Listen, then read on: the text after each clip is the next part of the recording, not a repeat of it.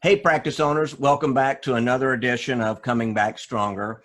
I'm very excited to have our guest on today. You probably recognize him, Dr. Alan Stern, in New Jersey. Is that right?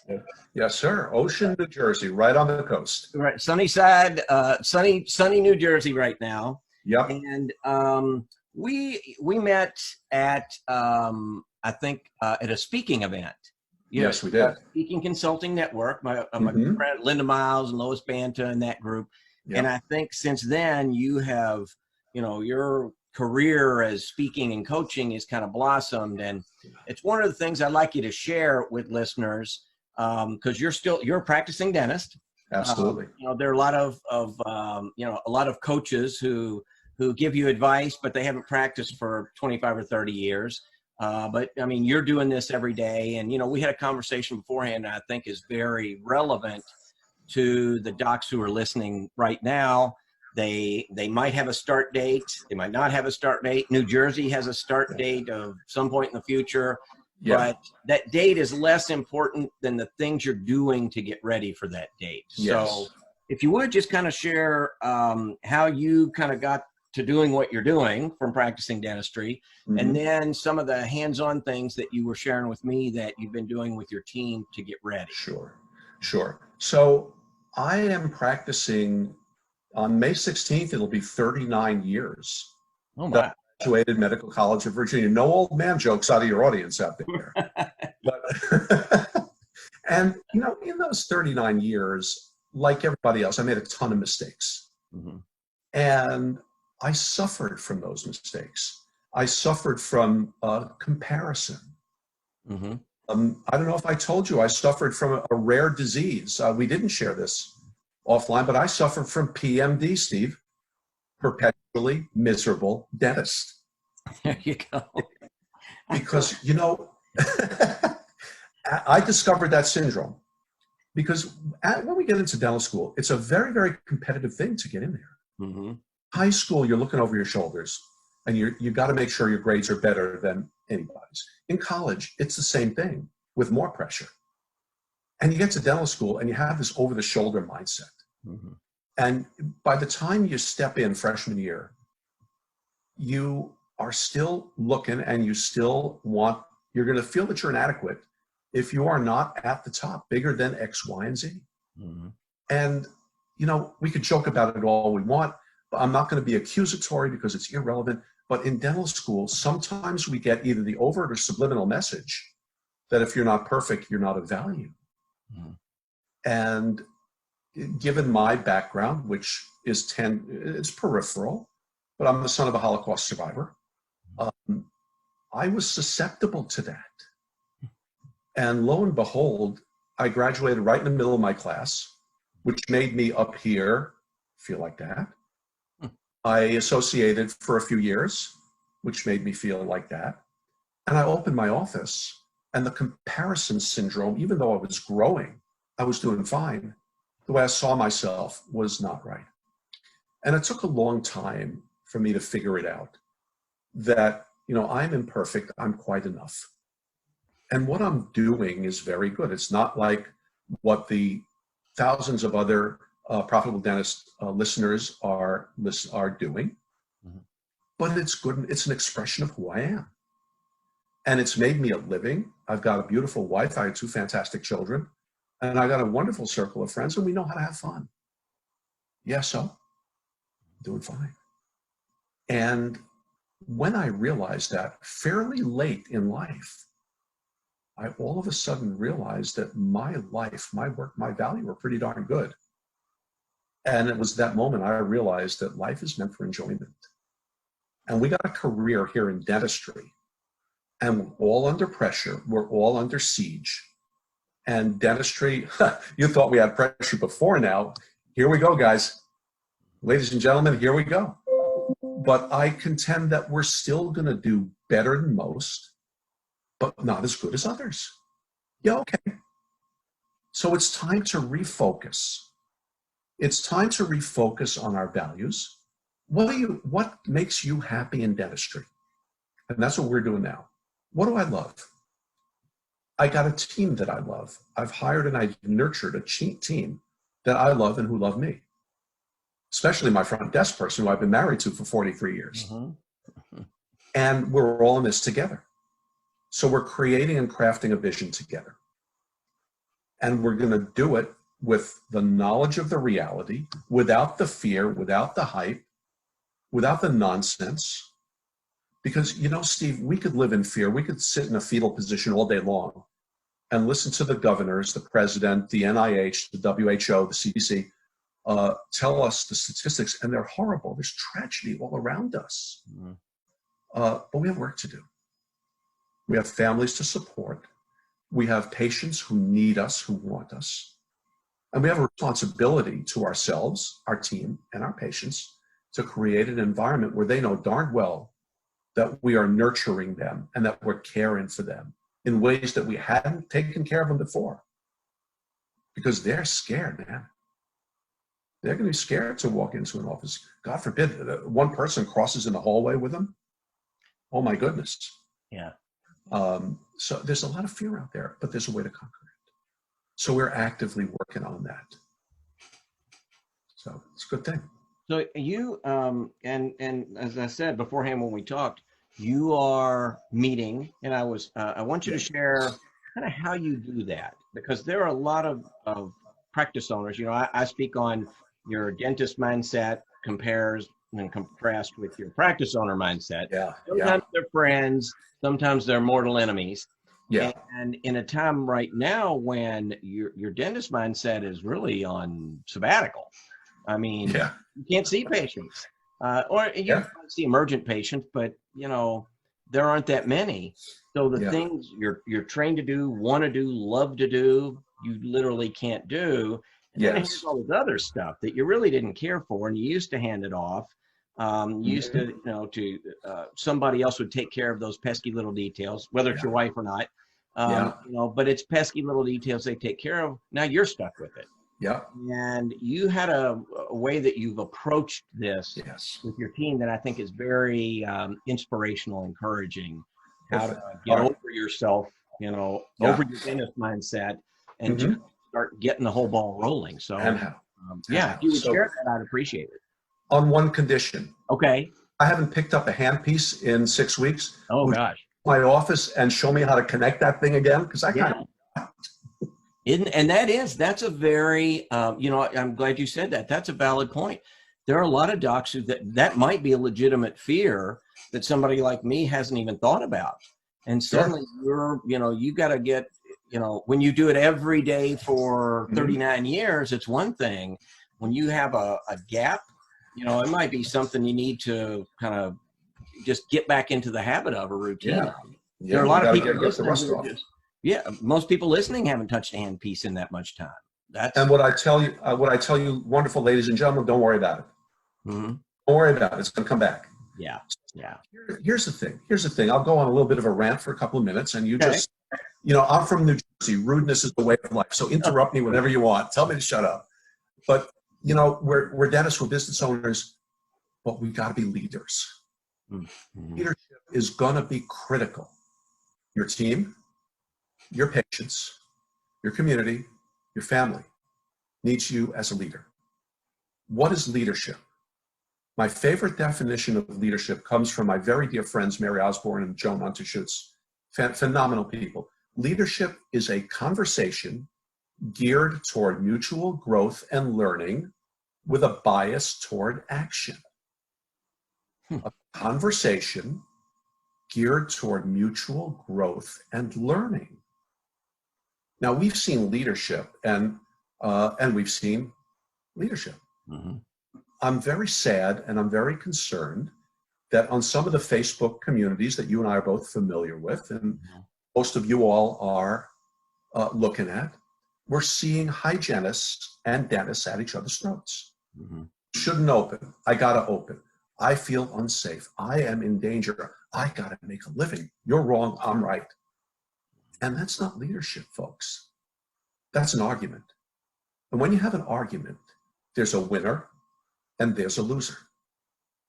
That's not where we want to go today. We don't need that anymore. So what do? I just heard a podcast by Dr. Christian Conti, And Conti is a prison psychologist. He deals with some of the most vicious, nasty people God has created. And he is able to engage them in a civilized discussion when they are angry. Dr. Conti also trains correction officers who deal with the same nasty people. And Conti's got 3 principles, and I love this because this is an expression of everything that leadership is supposed to do. Listen, validate, find a solution. And I'll throw a 4th one in, lead with love. Okay. So, number 1, when a hygienist is saying, I am not coming back, the first thing you don't want to do, I don't want to see any texting on this. Yeah.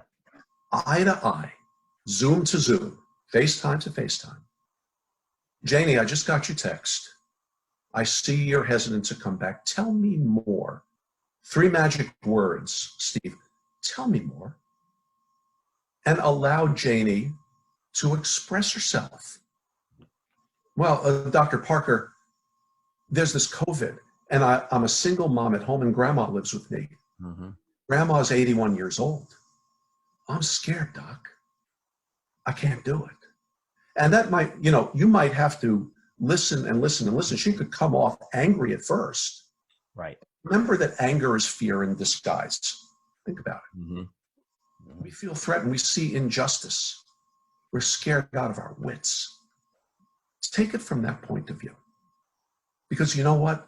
Don't tell anybody, Steve, but I'm scared too. I don't want anybody to know that. Right. I'm worried Right. about what's going to happen whenever I open my office. So I'm scared too. Put it out there. Because your vulnerability is a source of strength when you embrace it and in the eye. So listen generously, not just one sentence. Okay, I get it, Janie. You don't want to come back. Hear me out. No. You don't tell them you get it to shut them up. You draw them out. Draw their vulnerability, embrace it, and validate it. Janie, I've heard you. Little Emily is 4 years old. Grandma's 81. And you have a responsibility to them that we got to take seriously. I want a safe place too, Janie. Let's figure it out together. What can we do together? Well, I don't know, Doc. Or I heard on TV, or I heard Governor say, well, Janie, why don't you and I go to the CDC website? Or let's go to our state dental association and let's see if we can reconcile what the state says, what the ADA says, and what the CDC says. And let's see if you and I can create a plan. And then let's get the whole team involved in it. How do you feel about that? And then shut up and listen. SUAL. My tech, shut up and listen. Mm-hmm. We say it differently in New Jersey, but this is family television, so we're not going to go there. Mm-hmm. Be quiet. Right. And allow them, because the more you allow them to talk, the more humane, the more on a human level, an eye-to-eye level, that's going to get. That's leadership, Steve. That's what's going to get you and your team. And I really I'm saddened by what I see out there with the Hygienists Associations petitioning here and there. This problem gets solved office by office, team member by team member, rationally and with compassion. That's how to resolve that stuff. So what my team and I are doing, we've met once a week throughout the last month. And we also, by the way, we have Welcome Wednesdays in our office. I email our patients and I say, you want to join us? Come to the Zoom room and meet us. We'll meet for a half hour, the other half hour, come to our Zoom room and come in and say hi. Not a lot of people do it. But I want to know that, I want people to know that they're welcome to come in and say hi because we love our patients. And they're welcome to say hi because we miss them. And in our meetings, in our once a month meetings, we talk about a little office stuff. We talked about the PPP loans versus unemployment, all that, and little and things coming down the pike, the news on infection control, what we're hearing. So now we're getting into it. Now we know that we're going to come back about a few weeks from now, plus or minus, Mhm. and we got to get going. We got to get in gear. And we have enough information now. We have more information than we have hype if we look. So now we can focus on the information and start seeing what we have to do to open a safe office for us and our patients, and to build a reputation as the safest daggone office in Ocean Township, New Jersey. Mhm. So Ryan, my assistant, and I had a meeting this morning. Jess, our hygienist, and we chose some action steps, and Jess, our hygienist, and I are going to meet tomorrow morning. And my wife and I have pillow talk on this because we've been 23 years. What else is there to talk about, right? So we're constantly talking. My wife is upstairs calling our patients now, one by one. So we have a coordinated effort, and I'm I'm understanding that Jess and Ryan have small children and are being homeschooled or Zoom schooled. So we have to allow them a little bit of slack in their personal lives. And don't you think I'm going to get that back with dividend? Oh yeah, I called it sort of buying loyalty. I mean, Mm-hmm. I'm understanding, and I think people remember that. I can tell you this, I've been in business my entire life, and when times get tough, and they just inevitably do, I sort of have a thing that I say, listen, it's bumpy. If it's cash flow bumpy, we'll be through it. It's just fine. Or if it's the economy or whatever it is, I'll remember the people who helped me get through it, way longer than the people who said, nope, hard and fast, this is it, and we move on. And I think your patients do too. They just want to be comforted, and your staff. And I think, you said something very, very sort of poignant. I mean, to people who are young like that with kids, or if there's a grandparent at home, this is very real. Now, while you may not think it's real, and you may think, oh, I grew up Alan, I can remember when I was a kid, when one of us would get measles, my mom, she grew up from the Depression. We all got measles. Let's just get it over with. Yeah. Put all the kids together, let them play together, eat after each other, whatever it was she would do. Yeah. And but we all got the measles, and she was through it in about 2 weeks, instead of one and the other one and the other one, and it being a 2-month process. We never gave it a second thought. So I might have a little different perspective. I come to the office every day, and we own the building, and I'm the only guy here, and my car's the only parking lot. But aside from that, I do that. There are other people who are terrified at the thought of being around other people. And I think if it's your team, you have to respect that. Doesn't mean you have to agree with it. You're gonna have to reach a point where you say, Jane, I understand. I realize, and I think you had told me in New Jersey, maybe you're guessing around June 1st you come back. That's merely a guess. But if that becomes real, you have 3 weeks to work it out. Yep. But you have 3 weeks to work it out. And that's sort of, so rather than saying, listen, I hear what you're saying, but this is what we're doing. I think that's sort of the message. But you know what, Steve? The beauty of this type of discussion is that Janie the hygienist lists this laundry list of reasons why she ain't coming back end issue. Break it down into vulnerability and listening and validating and finding an answer.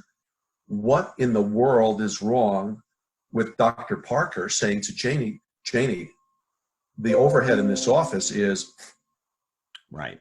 And like everybody else, I am finite, believe it or not. And we have bills to pay.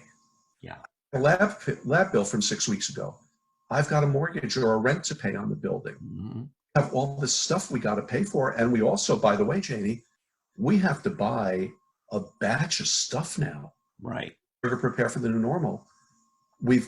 I am worried, Dr. Parker, am worried that we have the cash flow and the funds and the manpower, or the politically correct, the people power to get it done. Those are my worries, Janie. How can we do this as a team? And all of a sudden, if you're up on the top of a mountain and you're looking down at people, and you're whispering, they're not going to hear you. Right. Or if you're talking in not conversational tone. But if you come down from the mountaintop and engage them where they are, meet them where they are, then you could hold hands and walk forward together. It sounds good, it is good, but it takes some work. It takes some emotional intelligence and some emotional equity in one another. Mm-hmm. Humility to understand that we're not up here. How much school we went through, I don't care how much we know, if we're the finest cosmetic dentists or prosthodontists, or if we're on roller skates in six operatories at the same time, producing $5 gazillion. Mm-hmm. It don't matter. We need each other. Every leader needs people, and a leader needs to be followable. You got to be followable. And the easiest way to do that is with love in your heart. Mm-hmm. I think that comes through. I think there's a genuineness that comes through. And if you don't have that, then maybe, either A, you should find it, or B, you're in a heap of trouble coming back. But so one of the things I want to ask you, we talked ahead of time about things like PPE and the dentist mindset, again, versus the practice mindset. And a dentist mindset needs to know they need the punch list. Yeah. And, the ADA has a list out now, kind of their guidance and toolkit. And the interesting thing is, it is really sort of guidance. It's not, you need N95 mask, check. You need this particular gown, non-woven something gown, check. And to some degree, you went to dental school. I didn't. I'm going down the list saying, okay, I can do that. I can do that. I can do that. The dentist mindset is hard pressed. I think you said it very well at the beginning. Yeah. This is how you do a crown prep. And yeah. The interesting thing is, if you're like me and you do dentists all over the country and you went to, University of Iowa, they'll say, well, that's crazy. That's not how we do it. We do it this way. And it's a prep and you don't deviate. Right now, that mindset, you have to find a way to temper that and say, listen, I'm following CDC guidance on the PPE. Back to the hygienist question of the big. So I'm following all this guidance. I'm meeting all these guidelines. I know it's going to change in a week, a day, a month, 2 months, 3 months, but we've got to get back. We're doing it the best that we can. But you can still have some people who say, okay, I'm not coming back until we have a full box of N95 masks on the back. And that's a tough conversation for somebody who just wants to see patients, especially when you have a small team. I mean, it can be hard. You bet. So I have 2 kids who are millennials. Mm-hmm. Speak millennial. PPE equals IDK. I don't know. Right. And even our experts, and we have, I'm sure you know them, we have wonderful OSHA trainers, infection control experts in our dental community. By the way, I'm going to engage one of them to do a formal training session with us because we'll be up to speed, because don't tell anybody, Steve, again, this is our secret. Mm-hmm. Don't know everything. Right. And I may be a little rusty in a few areas, and we all may be. Don't you feel like you're supposed to, though? Isn't that how you leave dental school, thinking, all right, now I know everything? And you're afraid to admit, we talked earlier, I've had docs who they'll sit through an entire, we'll do an hour, and all we're talking about is understanding EBITDA, earning before interest, taxes, depreciation. And it's on the screen and they're taking notes, and then they get to the end and you look, and so somebody next to them says, I'm going to be honest, I don't know what EBITDA is. And they say, oh, thank goodness I don't either. Yep. Why didn't you ask that question 55 minutes ago? It's okay. Yeah. You don't know, but you feel like you're supposed to know, don't you? Yeah. And it takes, the younger we can get a dentist to realize that vulnerability is merely your strength wrapped up, just packaged in a package that you have to open. Mm-hmm. Vulnerability is a package, and your strength is inside that package. Yeah. How many times do you have to get knocked down and dust yourself off to realize that the things that knock us down only enable us to dust ourselves off and become a little bit better? Mm-hmm. That's all it is. That's all it is. So you could share that vulnerability. And the other truth, the other reality that we have to make very open is that dentistry was never a risk-free career. Yeah. And, you know, those of us who have practiced through the initial surge of AIDS in dentistry back in the early 80s, Mm-hmm. and full disclosure, I was exposed to AIDS ungloved Mm-hmm. at a time when I was lecturing on infection control and occupational hazards of dentistry. Guy comes in for an emergency on a Sunday morning, and I went in for him in a practice where I was associated. I wasn't the owner dentist, but I was on call. And I had to do some things. I don't remember in detail, and it's not important. But my hands did get messy. Mm-hmm. Didn't wash my hands for 20 seconds singing happy birthday, Mm-hmm. like anything else. And that Monday morning, I called the guy's doctor because he looked debilitated and he had sores all over his mouth, and he wouldn't tell me what it was. And the doctor told me, Mr. X has AIDS. Holy smoke. Now, we were not enlightened like we are today. Right. Right. We didn't know that 4 in 1,000 needle sticks, and thank God I didn't cut myself. 4 out of 1,000 is the seroconversion chance. We didn't know that back then. Mm-hmm. But if you've lived through that, and you've lived through this crisis, you know that we're going to make it through this with some pain. And you also know, by the way, that something else is going to happen 20 years from now. That'll Right. cause us to rethink and shift the way we practice. Mm-hmm. We've never been without risk. We never will be. Our job is to mitigate that risk. I know oral surgeons who have stuck themselves with needles, even in the age of OSHA and all that other stuff, and have lived to talk about it. So there are things that happen. I don't know a dentist who hasn't rubbed the back of his hand on the business end of a burr that's sticking out of a handpiece. Yeah. Happens all the time. Or does it just happen to me? I don't think so. I don't think so. Yeah. So we're not without risk. And we can't say to Janie, the scared hygienist, damn it, Janie, we're not without risk. Get over it. Can't do that. Right. Janie, we're a profession at risk. It's always been that way. Let's mitigate that risk together. Help me to help you. Change the tone of that conversation, and then you got 2 winners coming out of that conversation. My team and I are going to be 4 winners coming out of it, and our patients will ultimately win. Now you've done we've talked before, I guess I said at the beginning how we met. You've taken what you've done in 39 years and turned it into coaching, sort of sharing. Yeah. And there are a lot of coaching programs that are big, giant operations, lots of coaches and $100,000 a year and these big machines, and those work in a certain way to a certain audience. But you've done it a little bit differently, better, richer, stronger. And I think you do it more out of, I want to make sure before we ran out of time, you explained what you did and kind of how you've turned exactly what you just shared now into a way to help other docs, just help them kind of reach the point that you've reached. Well, we'll keep it as succinct as possible. Mm-hmm. But basically in my 50s, I fell on my face financially. Okay.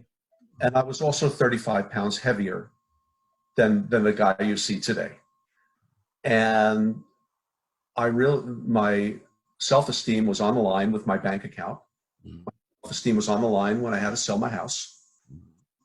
And what I learned from that is once I sold my house, and I'm not suggesting anybody do that, by the way, mm-hmm. that we can get rid of 800-pound financial gorillas mm-hmm. in our lives. And once we do that, we're liberated. Made money a non-issue in my life. I altered my lifestyle. And all of a sudden, no pressure, everything's great, I'm happy. And I realized that I always had been doing pretty darn good. Right. As the son of a Holocaust survivor, as the son of a woman who suffered needlessly, because of the demons in her soul, I think I have and as a person who suffered needlessly with the demons in my soul, part of those were inadvertently put into me. There's a syndrome that children of Holocaust survivors have, and I got it, but I've come through it better, richer, and stronger. Once we were liberated financially, my wife and I engaged personal trainers and nutritionists. And I'm proud to tell you, and it's part of what I'll do with people, is I held a plank for 10 minutes and 23 seconds 1 year ago, right now, just shy of my 66th birthday.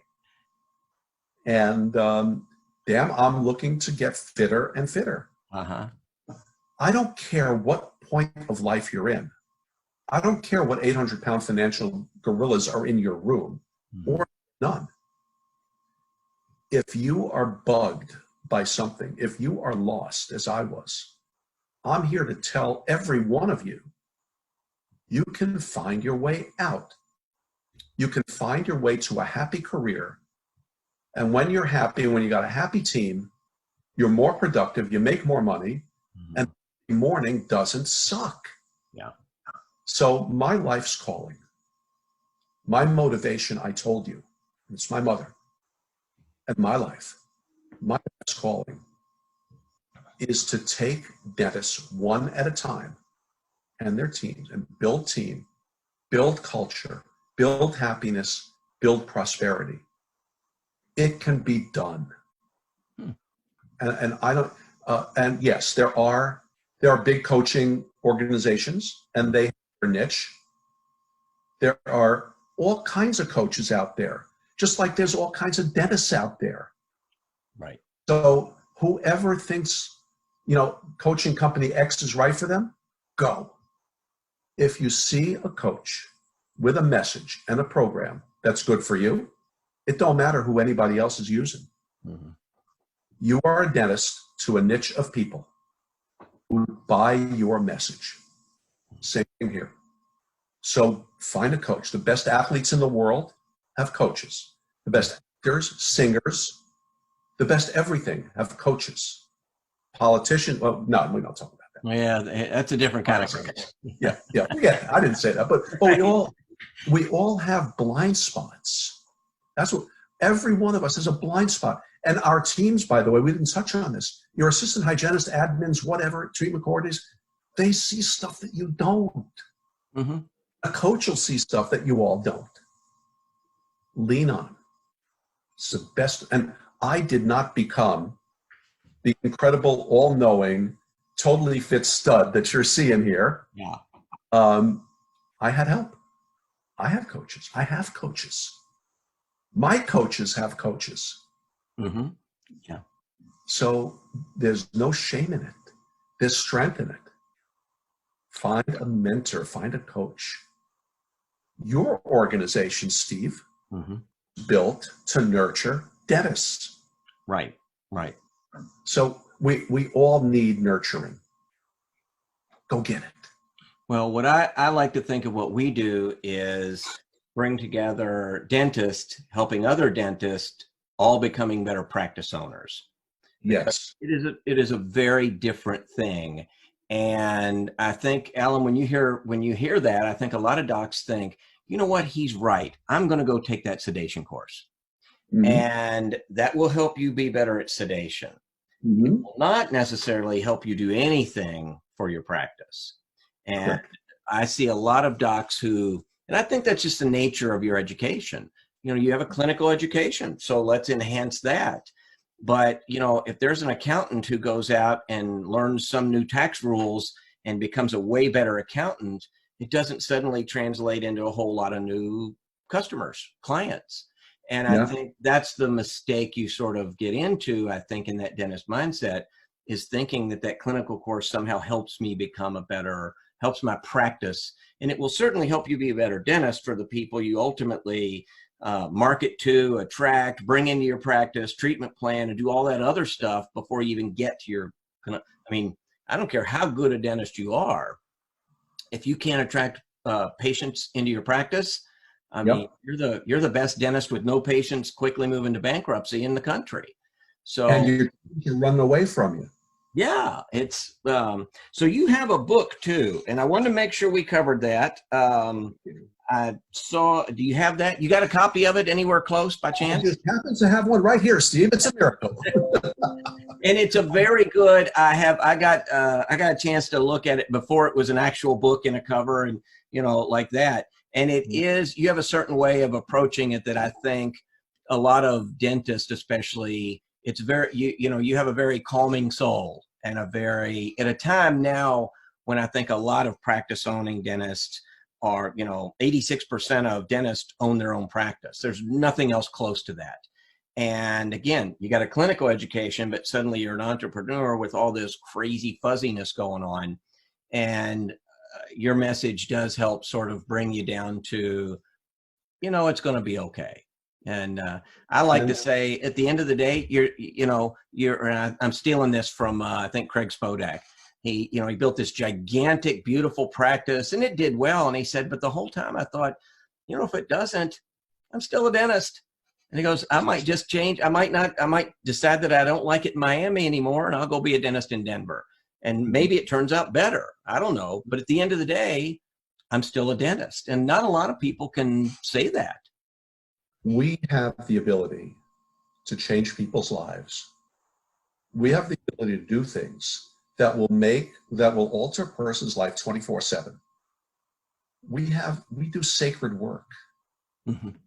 We're in business, but we do sacred work. Yeah. And doing that work, we're supporting how many other people?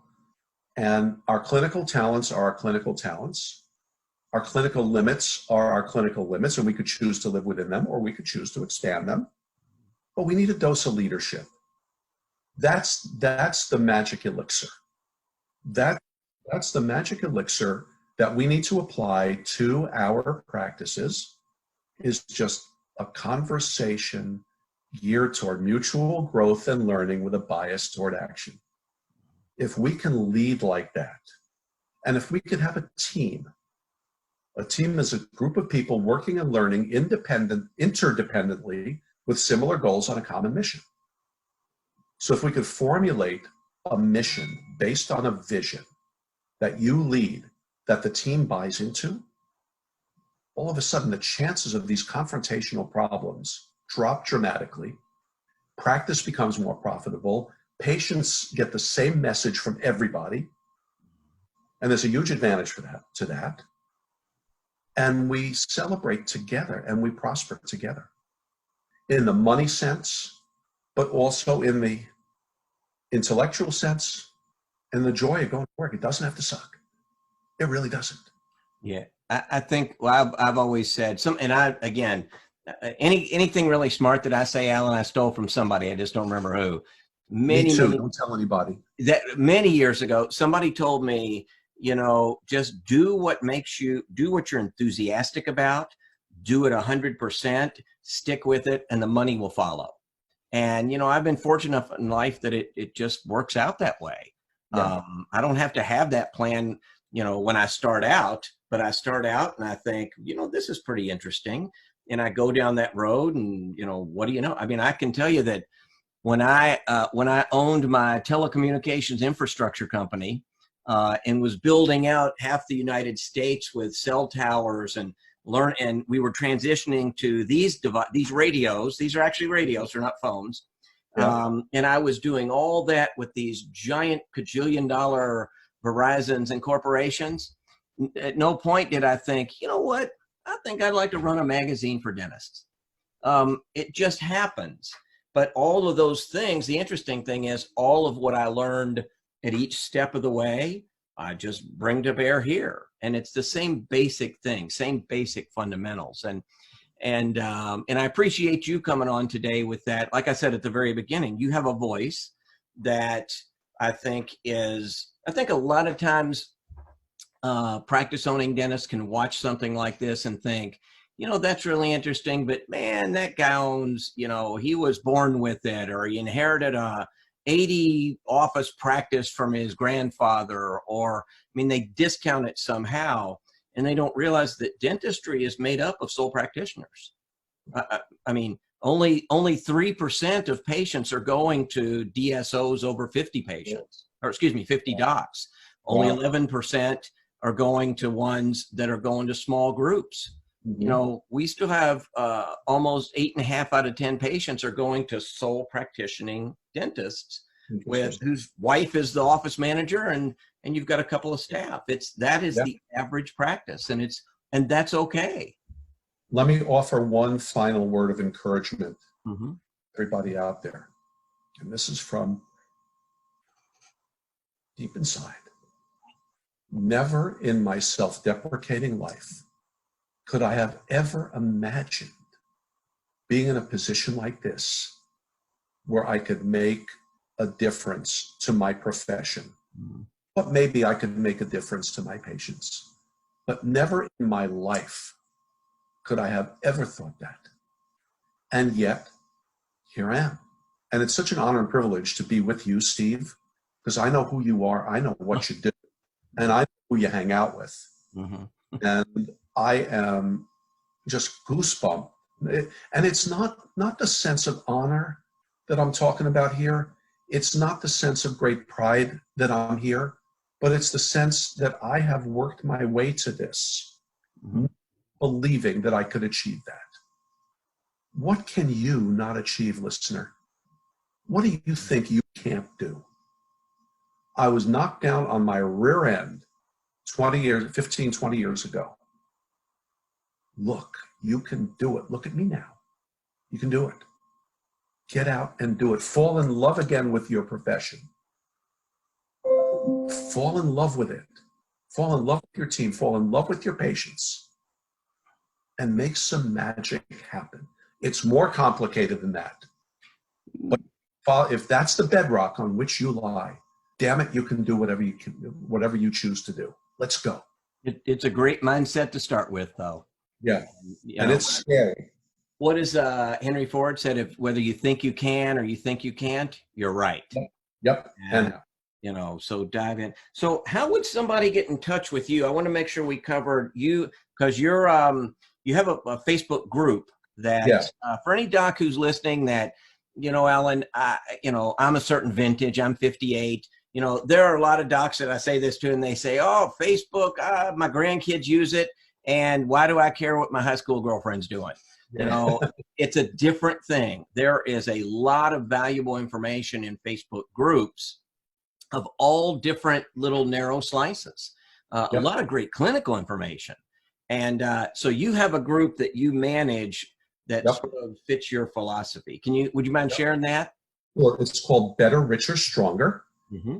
And if you are a dentist, hygienist, assistant, or admin who cares about people, who cares about team, who cares about patients, you belong here. This will be something. There's a group for everybody. And I have a lot of good stuff on there. In fact, in about a half hour, I've got another interview coming up. I got great guests. I throw in my own stuff. I got great content on there. And I want to hear from you all also. We're going to have a lot of interaction on there. So if you choose to honor me and seek some information of this nature, please come join us. If you're a dentist, it's an automatic in. If you're an hygienist or assistant, it may ask you to ask me to let you in. And just put Steve Parker's name in there and I'll let you in. And anybody who gets on that site, here we go. You ready for this? Thank you. If anybody who goes on the site puts in the comments Steve Parker, I'm going to draw one name in the next week, and I'm going to give away one copy of the book to one person who joins because of you, Steve. But the condition is you have to spell Stephen correctly, and that's with S-T-E-P-H-E-N. P-H-E-N, yes. Stephen Parker. You got to do that. And if you want to get in touch with me for anything, Better, Richer, Stronger at Gmail. And I'll tell you something. I'm going to go into some uncharted territory, and I'm going to be doing some team building exercises with teams. Okay. And if you're interested in doing that, just email me at betterricherstronger@gmail.com, and we can go into the uncharted water together, and hand in hand, we'll get there. If any of the stuff I talked about resonates with any of you guys, Please, please, please. This is my life's work. This is my heart's work. And I think I can help you get there. I think you, and this is a great time. You know, you just uncharted water. That's a good way to look at it. There, nobody's, you know, Alan, one of the things that surprised me is if you watch TV, they'll say, oh, here's Dr. Such and Such. He's an expert on this. I'm wondering who these experts are. You know, does it mean they've been through, you know, more worldwide pandemics than, you know, some other guy, or they've been through, you know, more economic or worldwide economic shutdowns than anybody? I mean, who's an expert? So, you know, and I say that kind of facetiously, but I think it is a good opportunity for us to learn a lot of things that 5 years ago, I don't know, 6 months ago, we wouldn't even have thought, we wouldn't even considered it. But yeah, I appreciate you offering that. And I think anybody who takes Alan up on that will find a way that you might go down this road and learn a lot of really interesting things together about the practice of dentistry, practice ownership. You know, we're all sort of navigating how to deal with teams in a way we have never had to before. And so I think that's an amazing offer. Let's be co-learners together, because I learn even more than I teach when I do these things. Yeah. It's a lot of fun. Awesome. I can't thank you enough, Steve. Well, likewise, you're very, you know, again, we met sort of, I don't even remember how, accidentally at an event. And I think you had just started to sort of figure this out and say, listen, I know something, I've lived it, you know, let me share it. And it's really taken off. And which I think just says a lot of people are ready for your message and what you do. I'm here, man. No, awesome. Thank you. I will see you soon. Will do. Practice owners, thanks for tuning in. Dr. Alan Stern, New Jersey, and Better, Richer, Stronger Facebook group, and Better, Richer, Stronger @gmail.com. And always generous with your time, and always, you know, anytime we chat, I always just feel better when we're finished. So I want to thank you for that. Yeah, my wife usually says she's always happier when I'm finished talking. She's a very sweet lady. So and a good sport, apparently. Awesome. Thank you all for spending time with me. Thank you. Practice owners, thanks. And until next time, work on coming back stronger. Thanks.